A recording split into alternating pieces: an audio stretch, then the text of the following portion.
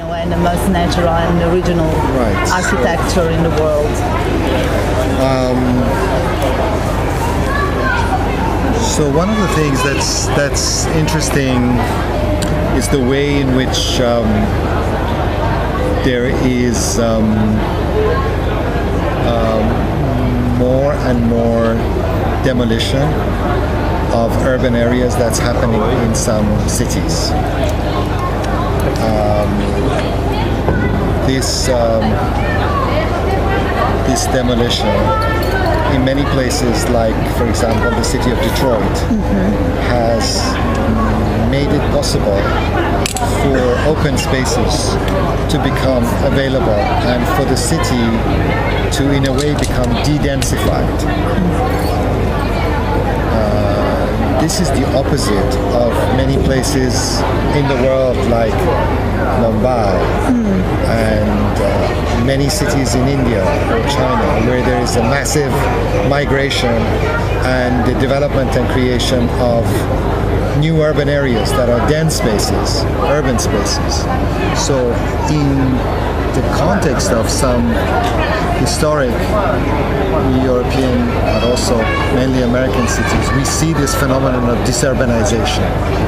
Disurbanization means also that farms, green spaces, open spaces are now becoming possible in the middle of the city in a way that would not have been thought about at all, maybe 15, 20 years ago. So in terms of your question, one could imagine that actually forests, new kinds of nature could exist in the context of city. A good case in point is New Orleans, because New Orleans, when there has been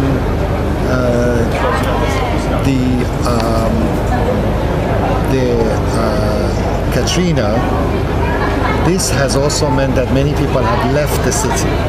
Those people never returned to New Orleans. So the city lost many of its neighborhoods. So people now return to different areas, but there is not enough density to really activate large territories. So one could also imagine a more concentrated form of urbanization in part, and actually developing new kinds of nature, forests, in between those sorts of situations.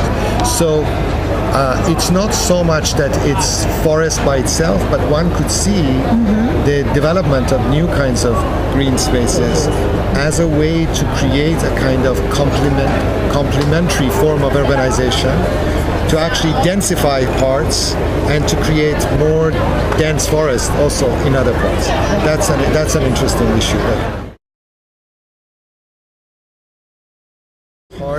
Part of this idea is for people to imagine alternative strategies, to come up with different kinds of master plan or planning projects that actually create more distinct zones. If you study the plan of London, there was, as part of the planning process, a concept called green belt. Green belt. And the idea of the green belt is that you restrict development and you try to define a distinction between the city and the countryside. Most American cities don't have very strong regulatory frameworks that stop this. So in the context of a city like Los Angeles, you have this phenomenon of endless sprawl, endless growth.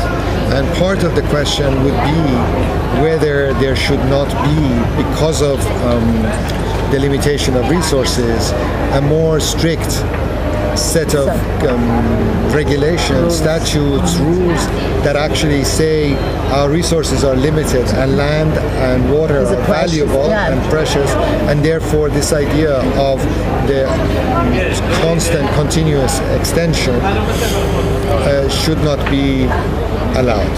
Some people argue that in fact that is the reality of American cities, that they are horizontal and they are dependent on the car, and therefore the nature of their development is to grow horizontally, and therefore, instead of thinking about forest or concentrated green, we have to think about the reciprocity between Porosity. a kind of porosity, so that you have green with urbanization, and therefore you think about how the city in a way develops together with new kinds of nature. Yes. Well, I think that I'm because I live in United States, in Massachusetts, and also because before I lived in London, I am very familiar with the idea of places that you go for walks, and that places that you use within a relatively close distance of the city, Of your urban office or your home. So I think there are many kinds of places that one can name. What is interesting about the case of London is the fact that there are places that are in the heart of the city that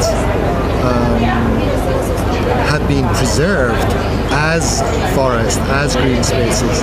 And if you're asking what is close to me, is probably the closest thing for me in terms of my experience and life is a place called the Heath, Hampstead Heath.